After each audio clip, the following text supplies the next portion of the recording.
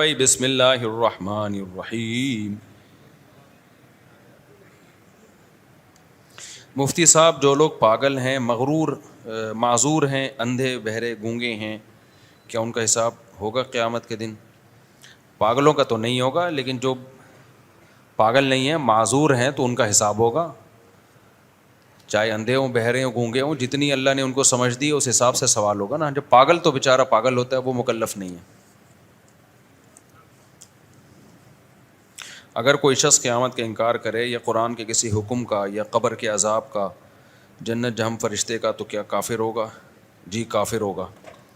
اگر کوئی ایسا انکار کر دے تو اس کے لیے دوبارہ ایمان لانے کے لیے کیا کرنا ہوگا؟ کلمہ پڑھے اور اس اقرار کرے کہ میں اللہ پر ایمان لایا، اس کے فرشتوں پر، اس کے رسولوں پر، جس چیز کا انکار کیا اس کا اقرار کرے۔ پھر اگر کوئی شخص مشرک مرتے ہوئے کہہ دے کہ یا اللہ میرے تمام گناہوں کو بخش دے، مجھے بخش دے، لیکن وہ اللہ کی توحید پر تو ایمان نہیں لایا، تو کیا شرک پر موت ہوگی؟ شرک پر ہی ہوگی اس کی موت۔ شرک سے برات کا اعلان کرنا پڑے گا اس کو، شرک سے توبہ صاف لفظوں میں کرنی پڑے گی اس کو۔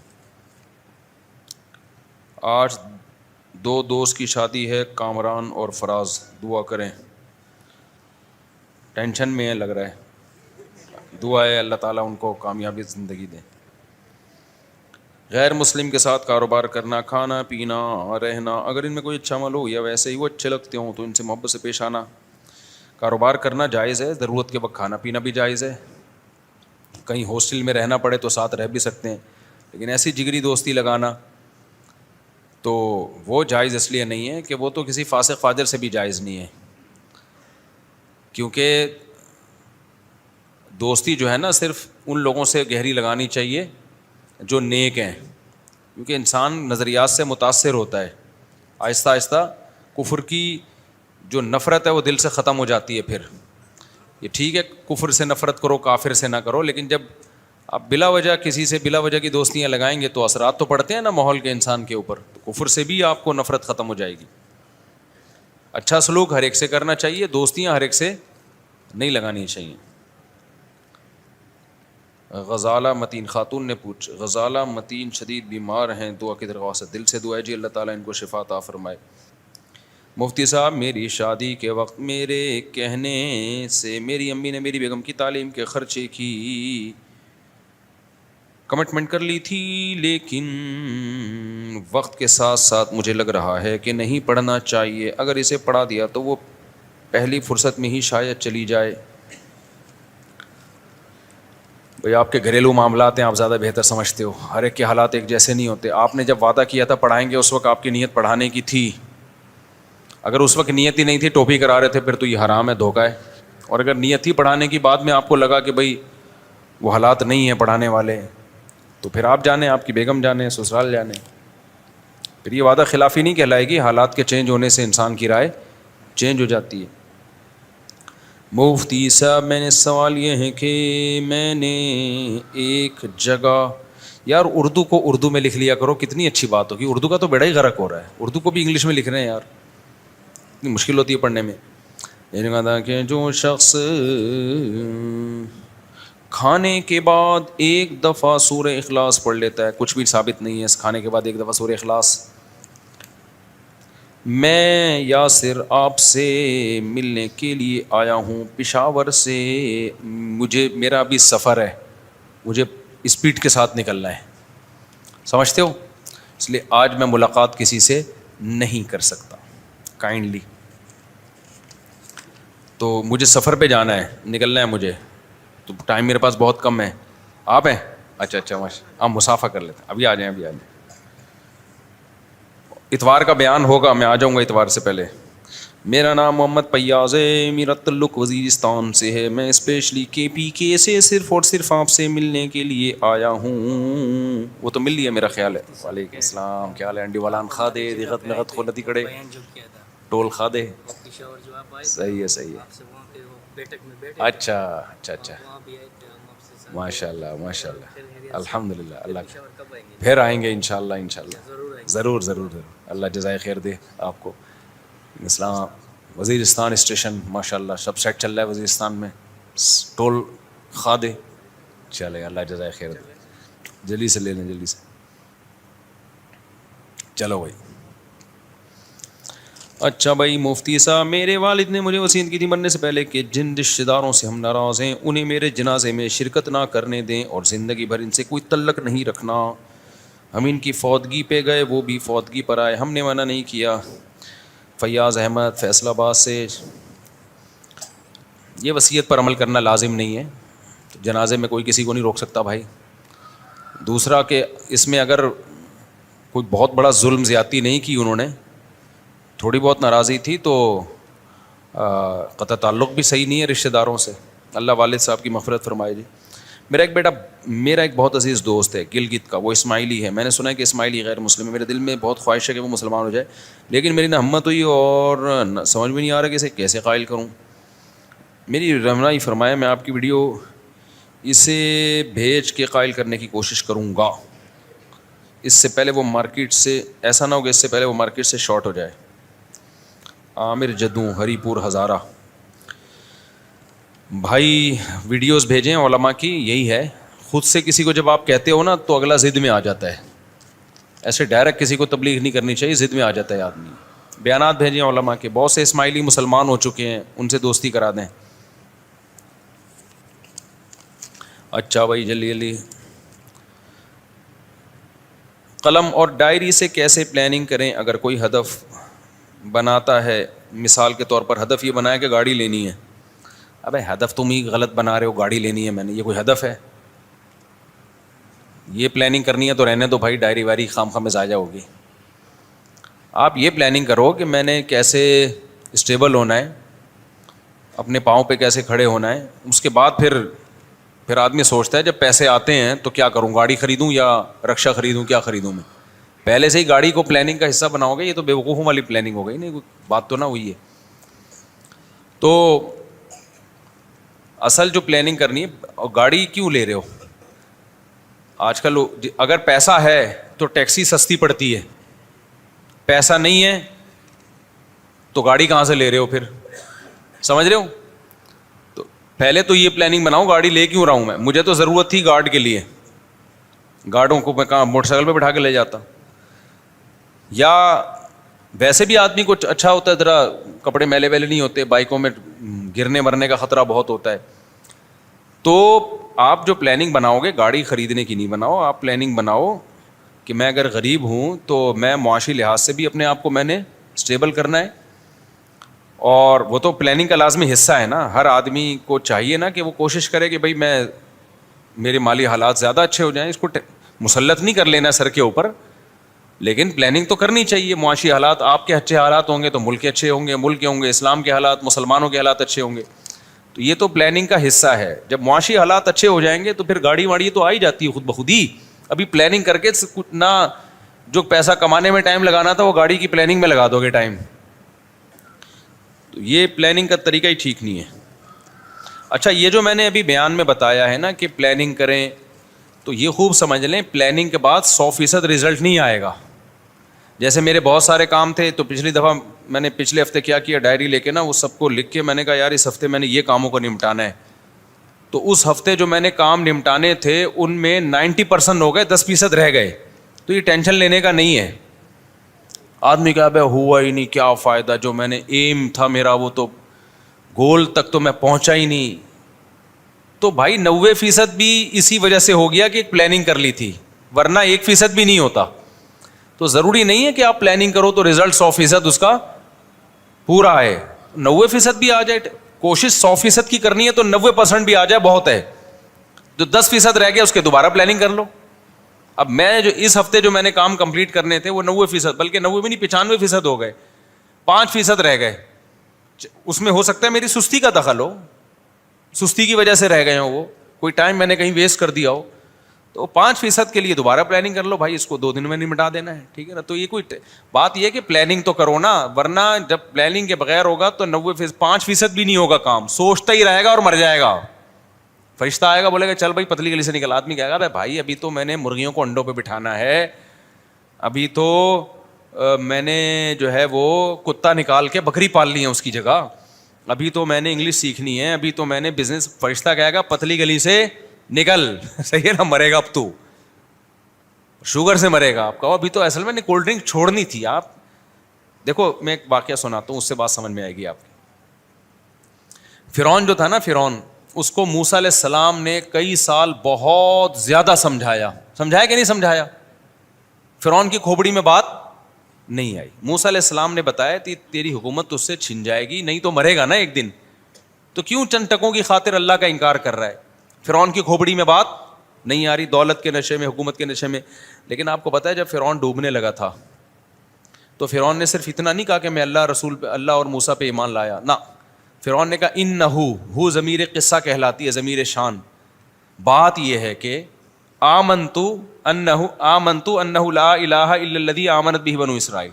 بات یہ ہے کہ میں اس اللہ پر ایمان لایا جو بنی اسرائیل کا رب ہے. اب یہ بات یہ ہے, کیا مطلب ہے اس کا؟ اس کو میں اپنے انداز میں بتاتا ہوں. فرعون نے کہا بھائی ایک منٹ ذرا کائنڈلی 2 منٹ کے لیے آپ کیا کریں. جب فرشتے آئے نا اس کی روح قبض کرنے کے لیے, سمندر میں غوطہ لگا کے اس کو مارنے کے لیے, تو کہہ رہے 2 منٹ کیا کرو بھائی, بات یہ ہے بھائی سنو تو صحیح, بات تو سنو, میں لا رہا ہوں ایمان, ایک منٹ تو ٹھہرو تو صحیح نا. یہ ضمیر قصہ میں یہ پورا مضمون چھپا ہوا ہے. ایک دم سے نہیں کہتی ایمان لایا, کہہ رہے 1 منٹ یار, تھوڑا سا کائنڈلی 2 منٹ تو آپ رکے نا, میں لا رہا ہوں ایمان, ایسا نہیں ہے, میں لا رہا ہوں, آپ مجھے مہلت تو دیں. تو بڑی تقریریں کی فرعون نے. بات یہ ہے, قصہ یہ ہے, جیسے ہم کہہ رہے ہوتے ہیں نا جب پھنس جاتے ہیں تو آدمی کیا کہتے ہیں, یار 1 منٹ تھوڑا سا ٹائم تو دو یار. اب ٹائم نہیں ملے گا بھائی. اللہ نے کیا کہا, آل آنا, اب کہہ رہے کہ 2 منٹ رک جاؤ. بات یہ ہے, قصہ یہ ہے, سمجھو تو صحیح میں کیا کہنا چاہ رہا ہوں. میں بھی اسی خدا کو مانتا ہوں جو موسیٰ کا خدا ہے, لیکن 1 منٹ بات تو سنو نا, سمجھ میں آ رہی ہے بات. اللہ نے کیا کہا, آل آنا, اب نہیں ہوتا بھائی. تو میرے بھائی ہر چیز کا کیا ہوتا ہے, ایک ٹائم ہوتا ہے, اس سے پہلے سدھر جاؤ تو ٹھیک ہے, نہیں سدھرے تو پھر ٹائم نکل گیا. مثال کے طور پر جو صبح نہار منہ کولڈ ڈرنک کی بوتل چڑھا رہا ہے, اس کو سمجھایا جا رہا ہے چھوڑ دے, وہ کہہ رہا ہے نہیں, جب لبلبا کام کرنا چھوڑے گا, شوگر ہائی ہوگی, ویٹ بڑھے گا, دل کے مسئلے اور 20 قسم کے مسائل, تو پھر کیا کہے گا وہ. بات یہ ہے کہ بھائی میں پلاننگ کر رہا ہوں, میں چھوڑنا چاہتا ہوں یہ. لیکن جب ایک دفعہ دیکھو فطرت سے جو بغاوت کرتا ہے نا, فطرت انتقام لیتی ہے, فطرت معاف نہیں کرتی. بڑی پیاری بات ہے, سمجھ لینا, میں بار بار بتاتا رہتا ہوں کہ آپ اللہ کے حکم کی خلاف ورزی کہیں کر لو, توبہ سے گناہ معاف ہو جائے گا. آئندہ کے لیے عزم کرو, اللہ غلطی ہو گئی معاف کر دے, آئندہ نہیں کروں گا. وہ گناہ کیا ہو جائے گا, مٹ جائے گا. نیچر کے اگینسٹ اگر چل گئے, جان کے چلے بھولے سے چلے, توبہ سے نیچر کے خلاف جانے کا گناہ تو معاف ہوگا, لیکن اس کا جو دنیا میں نقصان ہوا وہ ریورس نہیں ہوگا. نہیں یہی بات میرا خیال ہے سمجھ میں. دیکھو اور آسان مثال دیتا ہوں. آپ ایک دیوار پہ چلتے ہوئے جا رہے تھے, نیچے آ گئے, لوگوں نے کہا یہ تجربہ کسی اور دیوار پہ کر لے جہاں پھسل کے نیچے گرے تو آپشن تو ہونا بچنے کا. ایسی دیوار پہ کیوں اپنے کرتب دکھا رہا ہے جس میں نیچے کیا جل رہی ہے, آگ. بے احتیاطی کیوں کر رہا ہے, یہاں تو تیرا پاؤں سلپ ہوا جل جائے گا, لیکن آپ کو فنٹر بننے کا شوق ہے. ہوتے ہیں بہت سے لوگوں کو. ایک صاحب ویلی لگا رہے تھے فنٹر بننے کے لیے, میرے سامنے گرے اور اس کے بعد انا للہ ہو گیا ان کا. تو اب کیا ہے کہ جی آپ جاتے ہیں اور آپ کا پاؤں سلپ ہو گیا, دیوار بہت اونچی تھی, آپ کو راستے میں خیال آیا کہ میں نے گناہ کیا ہے. گناہ کیا کہ نہیں کیا, آخرت میں سزا ملے گی اس گناہ کی. راستے میں آپ نے توبہ کر لی آگ تک پہنچنے سے پہلے, اے اللہ میں نے بے احتیاطی کی, مجھ سے غلطی ہو گئی, معاف کر دے, آئندہ میں یہ بے احتیاطی نہیں کروں گا. دل سے توبہ کی آپ نے, تو آپ نے اللہ کے حکم کی نافرمانی کی تھی, سچی توبہ کر لی, نیچے گرنے پہنچنے سے پہلے سیکنڈوں کے اندر آپ کا وہ گناہ کیا ہو گیا, بولو معاف. لیکن کیا آپ وہاں سے ریورس دوبارہ دیوار پہ چلے جائیں گے؟ بھئی اللہ کہے گا اے میرے بندے میں نے تیرے گناہ کو معاف کر دیا, اب تجھے خودکشی کا گناہ نہیں ملے گا, تو نے چونکہ مرنے سے پہلے توبہ کر لی ہے, اب تجھے خودکشی کا گناہ نہیں ملے گا. تو آپ نے اللہ میں ایسے کہا اللہ ٹھیک ہے اب تو نے میرے گناہ کو معاف کر دیا, اب ایسا کر مجھے واپس ریورس کر دے, آدھا پہنچاؤں, ابھی تھوڑا ٹائم, نیچے پہنچنے میں تھوڑا ٹائم باقی ہے, واپس لے جا. اللہ لے جائے گا؟ اللہ کہے گا نہیں بھائی, فطرت کے اصول جو دنیا میں ہیں وہ چینج نہیں ہوتے, معجزے کبھی کبھار ہی ہوتے ہیں, لاکھوں میں کوئی ایک دفعہ جیسے ابراہیم علیہ السلام کو آگ میں ڈالا تو اللہ نے بچا لیا. اب یہ تھوڑی کہ جو بھی آگ میں گرے گا بچ جائے گا. تو ونس اپون اے ٹائم ایسا ہوا تھا کہ بغیر باپ کے اللہ نے حضرت عیسیٰ کو پیدا کر دیا. اب آپ کہو کہ میں بغیر شادی کے میرے بچہ پیدا ہو جائے, ایسا نہیں ہوتا بھائی. تو ونس اپون اے ٹائم تو بہت کچھ ہوا ہے, نارملی ایسا نہیں ہوتا. تو آپ کی توبہ تو قبول ہو جائے گی, لیکن آپ آگ میں گریں گے, چیخیں گے, چلائیں گے, جسم جلے گا. پھر آپ یہ نہیں کہہ سکتے کہ اللہ جب میں نے سچی پکی توبہ کر لی ہے, رویا بھی ہوں میں راستے میں گڑ گڑا کے, اور 27ویں رات تھی جب میں یہ توبہ کر رہا تھا نا, ہو سکتا ہے 27ویں رات کو یہ کام ہو رہا ہو, تو فطرت معاف بولو نہیں کرے گی. تو جو لوگ بد پرہیزیاں کر رہے ہیں نا, کولڈ ڈرنک چڑھائے جا رہے ہیں, چینی کے لڈو پھوڑے جا رہے ہیں, لائف اسٹائل چینج نہیں کر رہے, نہ جاگنگ ہے, نہ جم ہے, نہ ایکسرسائز ہے, نہ کوئی فزیکل ایکٹیویٹی ہے, نہ رات کو سونے کا ٹائم, نہ اٹھنے کا ٹائم, سگریٹ, پان, گٹکے, یہ گناہ بھی کر رہے ہیں کہ نہیں کر رہے. کل آپ کو خیال آیا یار میری تو شوگر کی بیماری ہونے والی ہے, یار میرے تو دل میں کیا ہو گئی ہے, بلاکیج شروع ہو گئی ہے, یار مجھے تو فالج کے خطرے ہو گئے ہیں.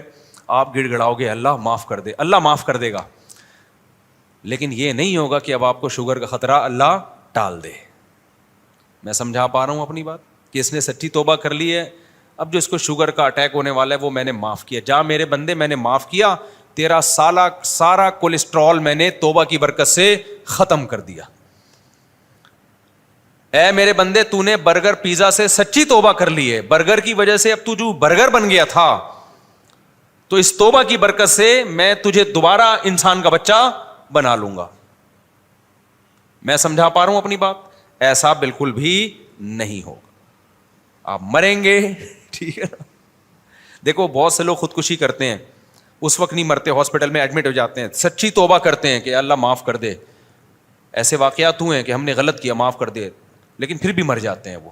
تو توبہ تو قبول ہو گئی کیونکہ توبہ کر لی انہوں نے, خودکشی کا گناہ نہیں ہوگا ان کو, اللہ بڑا غفور رحیم ہے. لیکن ایسا نہیں ہو سکتا کہ زندگی کی نعمت دوبارہ مل جائے. اللہ کہتے ہیں یہ نعمت تو چھن گئی, اب نہیں ہو سکتا, اب یہ ریورس نہیں ہو سکتا. اب دیکھو موسیٰ علیہ السلام نے فرعون کے ہاں, وہ جو فرعونی لڑ رہا تھا ایک بنی اسرائیلی سے, حضرت موسیٰ نے لڑائی چھڑوانے کے لیے اس فرعونی کو ایک تھپڑ لگایا, ایک مکہ مارا, صرف یہ نیت تھی کہ لڑائی چھوڑ دے, وہ مر گیا. حضرت موسیٰ نے اللہ سے توبہ استغفار کی, اللہ معاف کر دے, یہ مجھ سے غلطی ہو گئی ہے, میرا بندہ مارنے کا ارادہ نہیں تھا. پکی توبہ کی موسیٰ علیہ السلام نے کہ تو قتل ہو گیا مجھ سے, اس کی اتنی بڑی غلطی تھوڑی کہ اس کو مار دیا, پھڈا کر رہا ہے بھائی, کوئی اسلحے کے بغیر ہاتھا پائی ہو رہی ہے. حضرت موسیٰ کو پتہ نہیں تھا کہ میرے تھپڑ میں اتنی طاقت ہے کہ بندہ ہی مر جائے گا. تو اللہ نے آپ کی توبہ بھی قبول کر لی, لیکن کیا بندہ زندہ ہو گیا؟ اس کے جو سائیڈ افیکٹ تھے کہ قتل کا کیس چلا, حضرت موسیٰ کو مصر چھوڑنا پڑا, وہ جو سائیڈ افیکٹ تھے وہ تو بہرحال ظاہر ہوئے نا. اب اللہ نے ایک طرف موسیٰ کو تسلی بھی دے دی, قال رب اغفر لی, اے اللہ مجھے معاف کر دے. اللہ کہتے ہیں فغفر اللہ, میں نے معاف کر دیا. حضرت موسیٰ کو تسلی ڈال دی, معاف ہو گیا ہے. آگے اگلے دن رپورٹ آئی ہے, بھائی آپ کو تو حکومت کے بندے تلاش کر رہے ہیں, آپ کو تو قتل کیا جائے گا, آپ نے بندہ مارا ہے ریاست میں, آپ کو تو قتل کیا جائے گا. حضرت موسیٰ کتنی ٹینشن میں آ گئے, مصر چھوڑنا پڑا, پریشان تھے, جاؤں کہاں پہ میں. اب موسیٰ علیہ السلام یہ اللہ سے شکایت نہیں کی کہ اللہ تو نے تو میرا گناہ معاف کر دی, میری غلطی جو ہی معاف کر دی ہے, تو پھر یہ ٹینشن کس بات کی, صحیح طرح معاف کر رہے ہیں تو معاف کر بھائی, یہ کیا بات ہے. ابے سمجھ میں آ رہا ہے کہ نہیں آ رہا ہے؟ اللہ ذرا معاف کرنا تو صحیح طرح سے معاف کرنا. ٹینشنیں تو آنا شروع ہو گئی, اب مجھے یہاں سے نکلنا بھی ہے, میں کہاں جاؤں, نہ روزگار ہے میرے پاس, نہ کوئی سواری ہے میرے پاس, تو راستے کا بھی نہیں پتا. کس قدر ٹینشن میں, وہاں جا کے 10 سال پھر بکریاں چرا کے گزارا کیا موسیٰ علیہ السلام نے. تو پھر جب آئے ہیں, نبوت ملی ہے, فرعون کے پاس جاؤ, تو موسیٰ علیہ السلام کو یہی خطرہ تھا وہ تو مجھے قتل کر دے گا. تو مسلسل ٹینشنیں تھیں کہ نہیں تھیں؟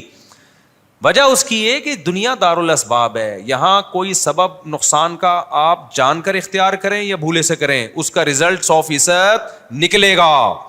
تو یاد رکھو, اگر آپ نے لائف اسٹائل چینج نہیں کیا, رات کو پوستیوں کی طرح 4 بجے جا کے سوئے اور 1 بجے جا کے آپ اٹھ رہے ہیں, پوستیوں کی طرح 2 بجے ناشتہ ہو رہا ہے آپ کا, پھر ناشتے میں بھی پھوڑے جا رہے ہیں پراٹھے بھی, اور وہ جو پوریاں اور حلوے اور مانڈے, اور اس کے بعد رات کو 2:30 بجے آپ برگر کھا کے سو رہے ہیں, تو آپ کو ایک دن احساس ہو گیا, لیکن احساس 25 سال کے بعد جا کے آپ کو احساس ہوا. تو آپ 27ویں رات میں اللہ کے سامنے گڑ گڑا رہے ہو تو اللہ یہ گناہ معاف کر دے گا جو آپ نے صحت کا بیڑا غرق کیا ہے. لیکن ایسا نہیں ہوگا 27ویں رات کی برکت سے آپ کے جو کولیسٹرول 600 تک پہنچا ہوا تھا وہ رات کو توبہ کی برکت سے دوبارہ 200 پہ آ جائے. اللہ کہے گا اب تو مرے گا. ٹھیک ہے, میں نے موسیٰ کی توبہ قبول کر کے بندہ زندہ نہیں کیا تو کس کھیت کی مولی ہے؟ موسیٰ تو کلیم اللہ تھے. چھوڑو یار, جیسے چل رہے ہو ویسے چلتے رہو بھائی. تو میں آپ کو یہ بتا رہا ہوں کہ ابھی انسان کے بچے بن جاؤ, آپ کے پاس زیادہ ٹائم ہے نہیں. فطرت انتقام لیتی ہے, بہت زور زور سے تھپیڑے مارتی ہے ایسا انتقام, اور اس میں نیک برے سب برابر ہیں.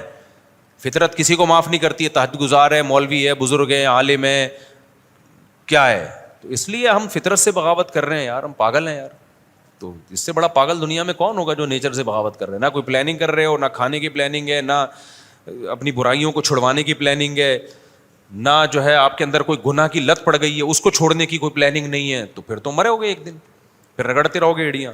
توبہ اللہ گناہ, ایک تو پہلی بات جو گناہوں میں مست ہو جاتے ہیں توبہ کی توفیق بھی نہیں ملتی ان کو. پہلا نقصان یہ, توبہ کر بھی لوگے تو وہ جو نقصان ہو گیا اس کی تلافی نہیں ہوگی, اس کی تلافی نہیں ہو سکتی وہ. تو یہ بڑے مسائل ہیں. اس لیے انسان کے بچے ہم سب کو پہلے ہی بن جانا چاہیے. ماں باپ کو حج کروانا ضروری ہے یا ایک مالی خدمت کرنا, ان کی مالی خدمت زیادہ ضروری ہے؟ اگر ان کو مالی خدمت کی ضرورت ہے حج سے زیادہ علاج کے لیے, اور کوئی مناسب گھر چاہیے جہاں وہ سکون سے زندگی گزار سکیں, تو پھر حج پہ ان چیزوں کو ترجیح دینی چاہیے. حج کرا دیا, اس کے بعد کھانے کو روٹی ہے نہیں ان کے پاس, علاج کے پیسے نہیں ہیں, وہ یہ فطرت سے بغاوت ہو جائے گی نا. کیسے حج کروائیں؟ پلاننگ کریں. اگر پیسہ جمع نہیں ہو رہا, پلاننگ اس چیز کی کیا کرو, میں پہلے بتا رہا ہوں جن چیزوں میں پیسہ خرچ ہوتا ہے نا, تو پہلے پیسہ کمانے کی پلاننگ کیا کرو, ڈائریکٹ حج کی نہیں کر لیا کرو. مثال کے طور پر آپ نے حج کی پلاننگ کر لی, پیسہ ہے نہیں آپ کے پاس, پھر آپ نے اس میں کہا اتنے پیسے کماؤں گا, 10-15 لاکھ کما لیے, تو 10-15 لاکھ کما کے آپ ایک دم حج پہ لگا دیے, تو آپ کی تو پھر ساری زندگی مسائل میں گری رہے گی. تو پہلے آپ اسٹیبل ہو جاؤ, اس کے بعد پھر آپ نے یہ کہنا ہے کرنا ہے کہ اب میں نے حج کرانا ہے یا گاڑی خریدنی ہے یا کیا, اس کے بعد آپ صحیح فیصلہ کر پاؤ گے. آپ سمجھتے ہو کہ نہیں سمجھتے؟ ہاں, جس کے پاس پیسہ ہے وہ حج کی پلاننگ کرے, پیسہ نہیں ہے تو پہلے پیسے کی پلاننگ کرو, اس کے بعد پھر آپ فیصلہ کر پاؤ گے کہ حج زیادہ امپورٹنٹ ہے یا گھر زیادہ امپورٹنٹ ہے یا صحت زیادہ امپورٹنٹ ہے یا اس پیسے کو کاروبار میں لگانا زیادہ امپورٹنٹ ہے. اگر حج فرض ہو جائے پھر تو فرض ہی پہلے ادا کرنا ہے, فرض نہ ہو تو اس کی بات کر رہا ہوں میں. اور اگر پیسہ ہے پھر حج کی پلاننگ کرو. موتی سے کہتے ہیں عتیق الرحمان, کیا لکھا ہے بھائی جان؟ پنجاب ضلع گجرات سے ہوں, مصافہ کی اجازت, ہول سیل کے حساب سے سب کو مصافہ. جی دیکھیں, حرام تو اس کو کہتے ہیں جو قطعی دلیل سے ثابت ہو, یعنی قرآن اور حدیث میں بالکل 2 اور 2 4 کی طرح واضح تعلیمات ہوں, یقینی. اور ناجائز کا لفظ تھوڑا ہلکا ہے, خبر واحد میں اس کی حرمت ہوگی یا اجتہاد سے اس کو کہا ہوگا. یہ لمبا ٹاپک ہے تو اس پہ تو بہت لمبی پوری ایک تقریر کرنی پڑے گی. باقی اسلامک بینکنگ جائز ہے, ہم نے اس کو پڑھا ہے. جو لوگ کہتے ہیں نا یہ ناجائز ہے, عام طور پہ بہت سے ایسے اسکالرز آ رہے ہیں کہ مفتی تقی صاحب نے سود کو حلال کر دیا. ان بیچاروں کو سود کی الف بے بھی پتہ نہیں ہوتی, نہ انہوں نے پڑھا ہے. تو ہمیں تو کوئی اسلامی بینکوں سے نہ کوئی کمیشن ملتا ہے نہ میری وہاں جاب ہے. یہ الزام بھی لگاتے رہتے ہیں کہ انہوں نے سود کو جو ہے نا نام بدل کے حلال کر دیا, حالانکہ ایسا نہیں ہے. اسلامک بینکنگ میں سود نہیں ہے. 6 قسم کے عقود ہیں جن کا سود سے کوئی تعلق نہیں ہے. تو یہ جائز ہے اسلامک بینکنگ سے معاملات کرنا. جو جس کی فیلڈ ہو نا اسی سے پوچھنا چاہیے.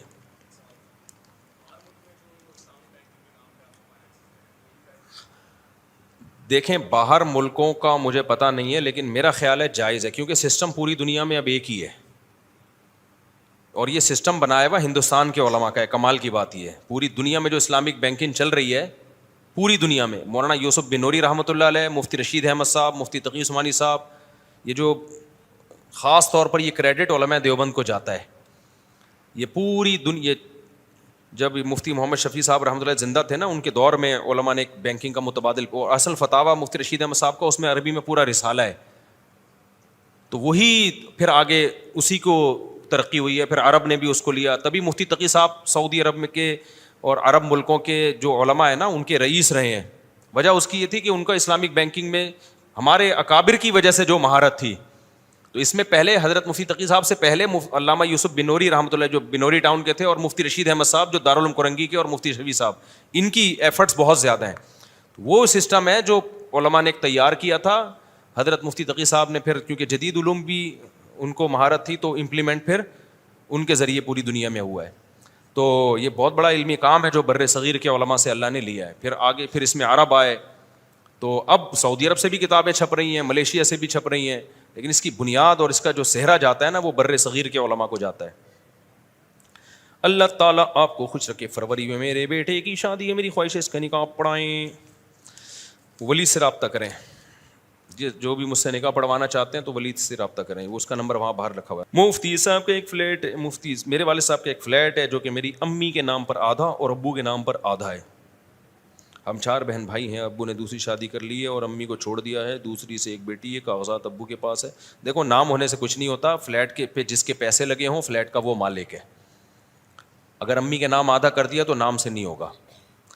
امی کے بھی پیسے تھے یا امی کو پہلے سے کہہ دیا تھا کہ میں آدھا تمہارے لیے خرید رہا ہوں اور آدھا اپنے لیے خرید رہا ہوں. واضح لفظوں میں جب تک 2 ٹوک اس طرح بات نہیں ہوگی اس وقت تک یہ جو خریدتا ہے اسی کا سمجھا جاتا ہے, چاہے دوسرے کے نام سے خریدے.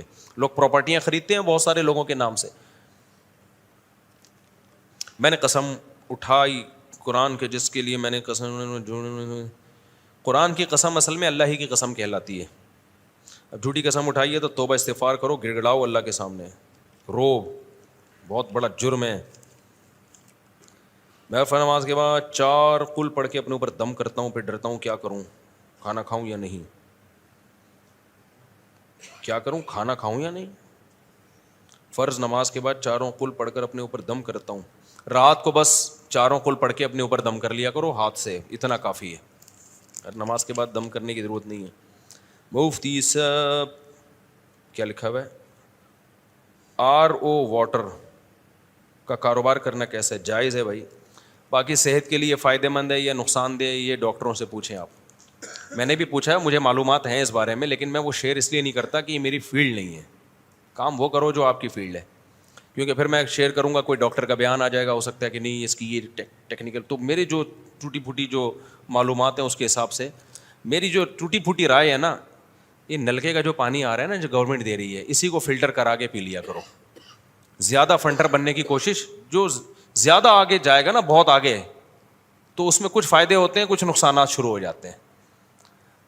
جہاں جس علاقے میں رہتے ہو اسی علاقے کا پانی آپ کے لیے اچھا ہوتا ہے. تو یہی جو گورنمنٹ دے رہی ہے اس میں فلٹر کرنا اس کو بہرحال ضروری ہے, تو اس کو فلٹر کروا لیا کرو.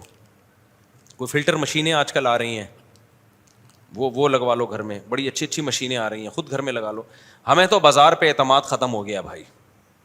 اچھے لوگ بھی ہیں, ہمیں کیا پتا کیا ملا کے دے رہے ہیں پانی میں, کون سا کیمیکل ملا رہے ہیں, کیا کر رہے ہیں. میں نہیں کہہ رہا سارے غلط ہیں, لیکن اب کون جا کے تحقیق کرتا رہے گا صحیح کون ہے غلط کون ہے. ہر آدمی قسمیں اٹھانے کے لیے تیار ہے. ہر آدمی ایسی باتیں کرتا ہے کہ جیسے میں بکری خریدنے گیا, میں نے ولاگ بھی بنایا, میں ڈالوں گا ولاگ. 4-6 بکریاں ہم نے دیکھی ہیں, اور ایسے مفتی صاحب ہم آپ کو جانتے ہیں بہترین, بعد میں پتہ چلا یہ تو ٹھیک نہیں ہے. ایک تو بکرا, میں نے کہا بریڈنگ کے لیے ایک اچھا خاندانی بکرا لے لیتا ہوں. میں نے کہا بھائی مجھے بریڈنگ کے لیے چاہیے, بچے پیدا کروانے کے لیے بکرا چاہیے, تو اچھی نسل کا اونچا سودا ہوتے ہوتے رہ گیا. ایک اور صاحب آئے, انہوں نے کہا یہ تو بکرا ہی نہیں ہے, یہ تو کھسی ہوا ہے, اس میں کچھ یعنی نیا تھا تو ابھی پتہ نہیں چل رہا تھا, تو یہ ہے ہی نہیں, یہ بریڈنگ کے قابل ہی نہیں ہے. اب دیکھو کتنی بڑی چیز ہم کو پہنا رہا تھا. LGBT والا ٹائپ کا ہوگا کوئی, وہ واللہ والا. تو اتنا دھوکہ ہے بھائی, اتنا دھوکہ ہے. تو کوئی اسی دکان والے کو پرسنلی آپ جانتے ہو تو ٹھیک ہے, ورنہ یار ہمیں تو پاکستان میں آپ کھانے پینے کی چیزوں میں کم از کم بالکل بھروسہ نہیں کرو. صحت کے ساتھ مت کھیلو. مکان بنوا لو, زیادہ زیادہ چھت گر جائے گی تو گرنے سے ایک دم تھوڑی گرتی ہے, پہلے پتہ چلتا ہے, ٹپکتی ہے پہلے پھر گرتی ہے, باہر نکل جاؤ گے. لیکن آپ, اور پانی تو ایسی چیز ہے فوراً اثر کرتی ہے جا کے. تو اس لیے ہم نے تمام پانیوں سے, میری رائے یہ, جان چھڑا لی ہے. تو پھر یہ نیسلے کا پانی اچھا پانی کہلاتا ہے. پھر اس میں ڈاکٹروں کا اختلاف ہے, کوئی کہتا ہے اچھا ہے, کوئی کہتا ہے برا ہے. اختلافی چیز سے نکل آؤ باہر. تو ٹھیک ہے پی لو, کہتے ہیں باقی پانیوں سے اچھا ہے. لیکن اس میں پھر یہ ہوتا ہے کہ وہ منرلز ہوتے ہی نہیں بالکل, اس میں زیرو کر دیتے ہیں, آرٹیفیشیل کچھ منرل ڈالے جاتے ہیں. لیکن اس کا ڈاکٹر جواب یہ دیتے ہیں کہ وہ منرلز آپ کو خوراک میں مل جاتے ہیں.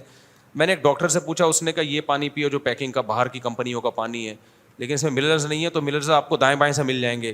دوسرے ڈاکٹر سے پوچھا, اس نے کہا پانی کے منرلز جو ہیں وہ پانی ہی سے پورے ہوتے ہیں, کہیں اور سے نہیں ہوتے. اب ڈاکٹروں کی رائے میں اختلاف ہے, تو ہم کیا کریں بھائی پھر. تو میں تو یہ نلکے کا پانی فلٹر کر کے, یہ والا نہیں, اپنے گھر میں جو آ رہا ہے وہ تو فلٹر نہیں ہے نا, تو ایک جگہ سے میں لے رہا ہوں جو نلکے ہی کا پانی فلٹر کر کے دیتے ہیں. لیکن فلٹر کے لیے مشینیں جاپان کی لگی ہوئی ہیں ان کے پاس, تو جاپان پہ بھروسہ کیا جا سکتا ہے, پاکستان پہ بھروسہ نہیں کیا. تو وہ چونکہ مجھے یقین ہے کہ وہ واقعی جاپانی مشینیں ہیں, تو اس لیے میں نے وہاں سے پانی لینا شروع کیا. تو وہ پانی پھر میں اپنے گھروں میں وہی پلاتا ہوں. ہے وہ گورنمنٹ کا نلکے کا پانی, لیکن جس مشین سے فلٹر ہو کے آ رہا ہے وہ مشینیں جاپانیوں کی ہیں. اگر پانی بھی جاپان دے رہا ہوتا تو ہم گورنمنٹ سے پانی نہ لیتے ہیں, تو جاپان سے لیتے ہیں ہم. لیکن جاپان پانی نہیں پہنچا رہا ہے یہاں پہ, وہ مشینیں پہنچا رہا ہے. یہ بھی اس کا ہم پر بہت بڑا احسان ہے. جاپان گڑبڑ نہیں کرتا. آپ کو پتا ہے جاپان میں جو حلال ذبیحہ ہے نا 100% حلال ہے. اسلامی ملکوں میں حلال ذبیحے میں ڈاؤٹ ہوتا ہے بعض دفعہ, پتہ نہیں حلال ہے بھی یا نہیں ہے. لیکن جاپان میں جو مجھے وہاں کے لوگوں نے بتایا, کہہ رہے ہیں یہاں ان لوگوں نے ریسرچ کی جاپنیز نے کہ بھائی مسلمان کو جو ہے نا یہ حرام گوشت کھاتے نہیں حلال. تو پوری ریسرچ کرنے کے بعد جو تمام مکاتب فکر میں بالاتفاق حلال تھا نا, وہ والا گوشت انہوں نے وہاں پرووائڈ کیا. انہوں نے کہا جاپان میں اگر اسٹیمپ لگ گئی نا حلال, تو اس کا مطلب کیا ہے, واقعی حلال ہے. پاکستان میں اسٹیمپ لگی, سعودیہ میں لگی, دبئی میں لگی, کوئی بھروسہ نہیں ہے, کیونکہ یہاں حلال کی اسٹیمپ بھی بن جاتی ہے. لوگوں نے فیکٹریاں لگائی ہوئی حلال کی اسٹیمپ, ٹپ ٹپ ٹپ. ایسی چیزوں پہ بھی حلال لکھا ہوتا ہے جس میں حلال حرام کا کوئی مسئلہ ہی نہیں ہے. کنگا حلال, ٹھیک ہے نا, اس پہ بھی حلال لکھا ہوا ہوگا. چشمہ ہے نا حلال. میں سے تشریف لائے ہوں بھائی, لاس اینجلس سے آپ تشریف لائے ہیں. آپ کی بڑی آپ آئے ہیں نا, آپ سے تو مسافہ ہو گیا ماشاء اللہ, دوبارہ سے اس پرچی کی وجہ سے. پھر کبھی ملیں گے انشاءاللہ. امریکہ ہم انشاءاللہ تشریف لائیں گے کسی نہ کسی دن, اللہ نے جلدی سے. ہاں بیان ہوگا انشاءاللہ. کیا بول رہا بھائی؟ آپ نے بات کرنی ہے, وہ عثمان میرے اسسٹنٹ ہیں, ان سے رابطہ. اب سیٹ ہو جائے گا انشاءاللہ. پھر بھی نہ ہو تو پھر مجھے ڈائریکٹ بتا دیں.